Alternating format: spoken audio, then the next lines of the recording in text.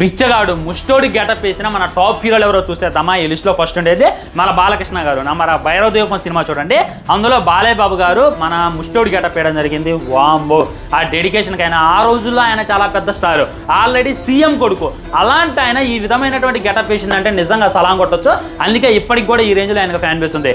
ఆ తర్వాత మన రజనీకాంత్ గారు అంటే తమిళనాడులో ఎంత అభిమానం మీకు తెలియదు కాదు. ఆయన పేర్లే స్ట్రీట్కు పెట్టేసుకుంటారు, ఆయన ఒక దేవుళ్ళ భావిస్తారు. ఆయన ముత్తు సినిమాలో చూసుకున్నట్లయితే సేమ్ అడుక్కునేవాడి గెటప్ అయితే వేయడం జరిగింది, బిచ్చగాడి గెటప్. వేరే వాళ్ళ యాక్టింగ్ కూడా తీసేసింది అనమాట, నీతులు కూడా బాగా చెప్తాడు.